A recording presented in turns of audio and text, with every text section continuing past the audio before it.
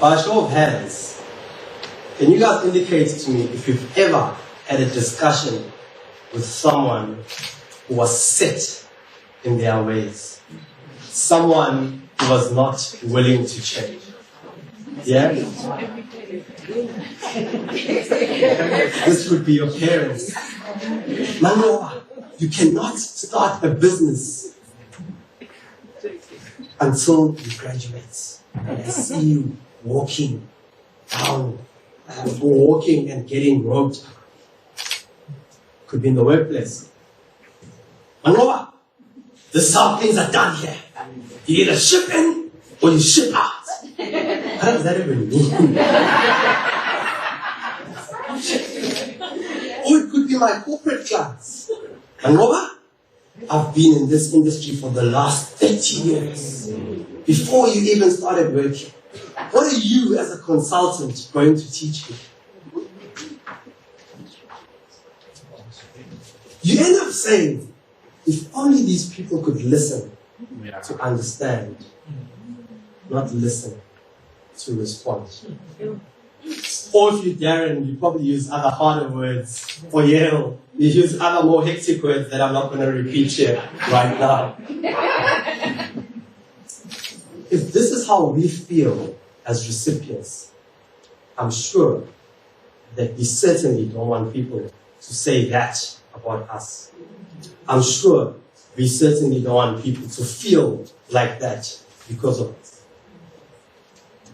Now, as a business school lecturer who's lectured over 10,000 hours, not an example,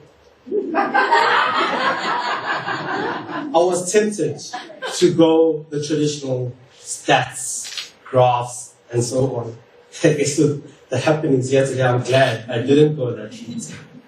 However, I invite you today to just journey with me as I share my story on how I've learned, unlearned, and relearned. Mm-hmm. When I teach my students, my MBA students,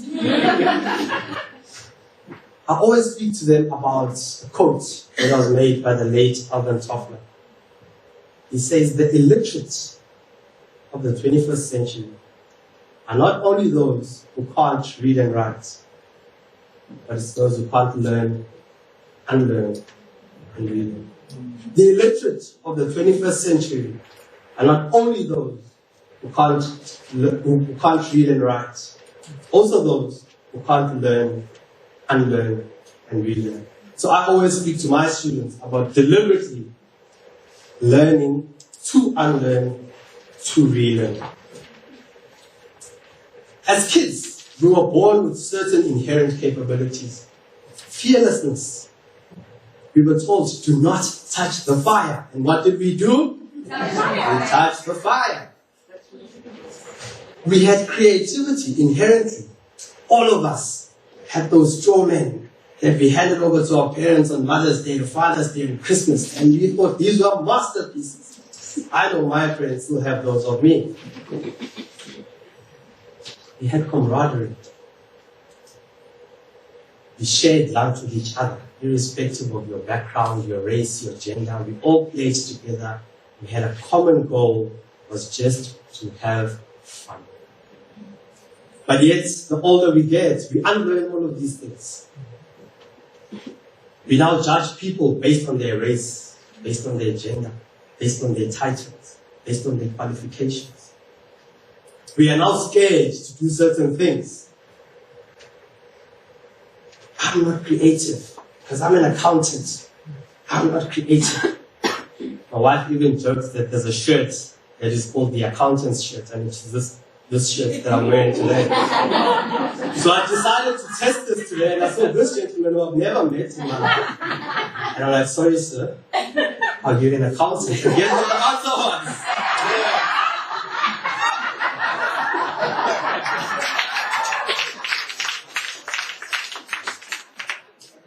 So we end up running away and getting away from these God-given innate abilities.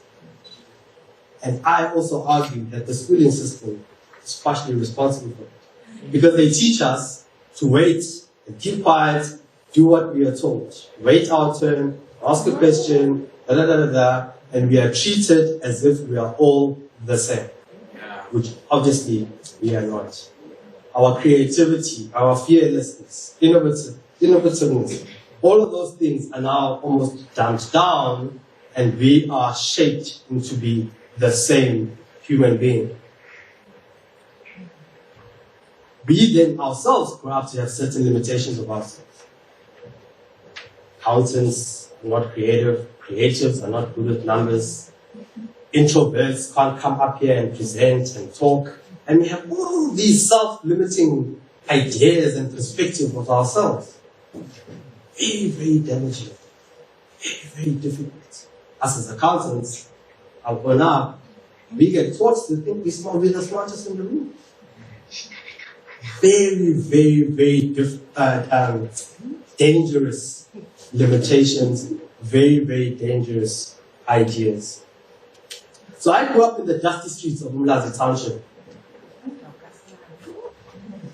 And as I grew up, it was about age 10, my parents decided, you know what, they want to move us out of the township into the burbs, as colloquially is referred to. However, prior to that, I had already, at age 9, said to my parents, I want to reframe my future. Because at the time, the future of a young boy in the township was well known. You are going to be a criminal. You are going to have a kid when you are yourself are a kid. You are going to be in the corner smoking and drinking all day. Age 9, I had already, obviously at the time I didn't know I was reframing certain thoughts, but at the time I said to my parents, this is not the life I want.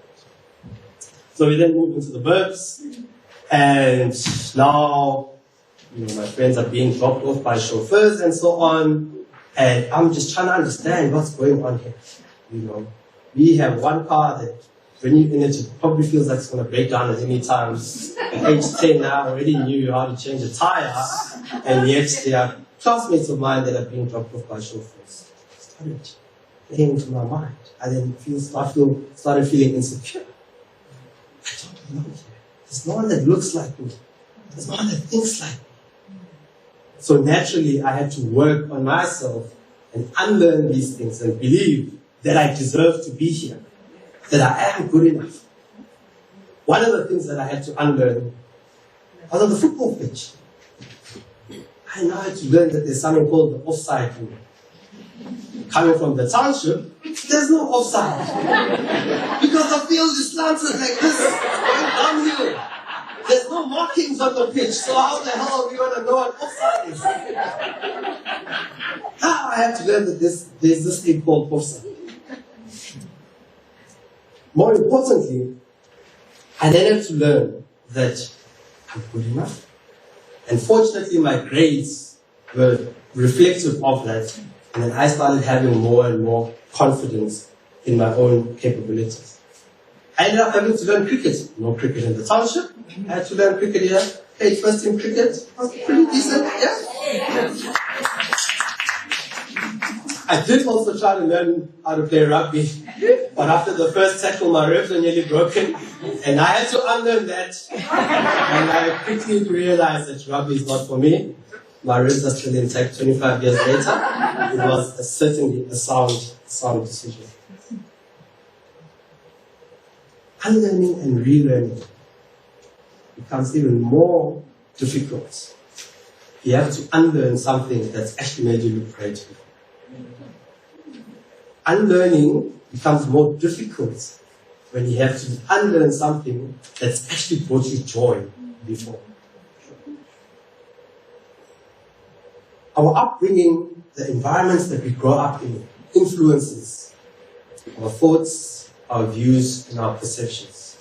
Sometimes very well, sometimes horribly wrong. This was shaped early on. Another example is how we struggle to leave an employer who's no longer serving us. Just because they gave me a break 20 years ago and gave me my first job, I know that it's not serving my interests now, but because it once made me feel good, it once made me look good, I struggle to unlearn and get into a new space, a new employer, or a new environment. Same thing with political parties. Just because at some point they made us look good, or some points they bought us a house, or whatever it may be, even when they're not serving our needs now, we struggle to unlearn the fact. I used to support a particular team, a football team here in South Africa, and I struggled with the same thing. Now this thing is international, so all I'll say is that it was black and gold, that team. Thankfully, I've unlearned. I've unlearned the fact that I can only support this team, and now I support another team that brings me much more joy. And that one is green and white. So sometimes we remain loyal to a place because of the historical value that we've derived, not because of the current or future value. We remain loyal to someone because of the historical value that we've derived before, not because of the current value or not because of the perceived future value that we'll derive from those people. How many of you have been told this? Rephrased or translated means stick it through. Just hang in there. Sometimes you don't have to stick it through, Mom. I just need to realize this thing is not working for me, and I change tact and I do something else. But we get taught, stick it through. Obviously, it's not the most effective piece of advice in a fast-changing, ever-evolving world. So we constantly need to be unlearning certain things and relearning new things. Constantly asking ourselves the question, does this still work for me? Will this work for me in 5 years' time? What do I need to do today so that in 5 years' time, I don't get caught out? I'm not stuffed, as Yale said earlier on. We need to rewire how we think about ourselves and how we think about others, because we certainly have cognitive biases that influence, because of the things that I've covered earlier on, our upbringing and so on. We have cognitive biases that influence how we see other people, which could be totally and totally wrong. I myself have a mentorship program, as Darren has said, where we take these kids, unemployed graduates, coming into our environment, very distressed, very confused, because society had told them you just need to graduate and you have employment. So I have to teach them to unlearn the fact that they're inferior, they're not good enough, just because they didn't get the good grades, they're not good enough, and all these things that society puts as barriers to entry. I have to help them to unlearn those things, tap into their greatness, tap into who they are, what their purpose is. And through that, 288 of them have been placed into employment. Through that, I've now gotten global recognition, not because of being the best accountant, part of the World Economic Forum as one of the young global leaders in 2018. How many people clapped when I said it?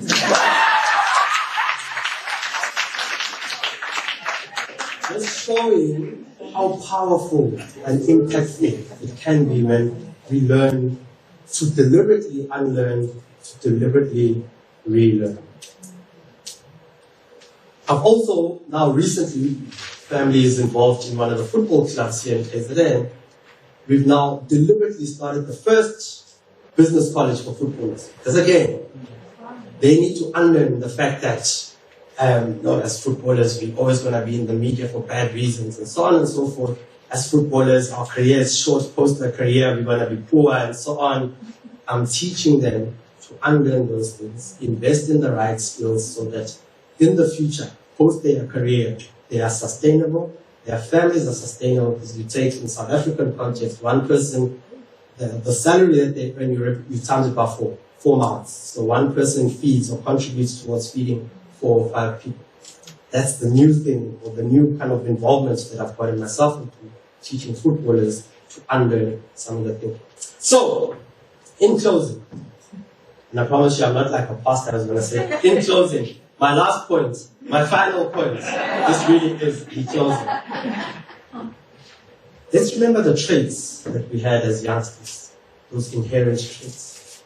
fearlessness, creativity, inquisitiveness, camaraderie. It's constantly seek to learn, to unlearn, and to relearn. And let's do this at our own pace. Because if we do not do it at our own pace, the universe and society will force us to do it. COVID-19 is a case in point. Leonard Ravenhill, the late, says, the opportunity of a lifetime needs to be taken in the lifetime of the opportunity. The opportunity of a lifetime needs to be taken in the lifetime of the opportunity. This is our opportunity of a lifetime to change our lives, but more importantly, to change the trajectory of our kids' lives. The question is, will we take that opportunity? And more importantly, will we take that opportunity in the lifetime of its opportunity? Thank you.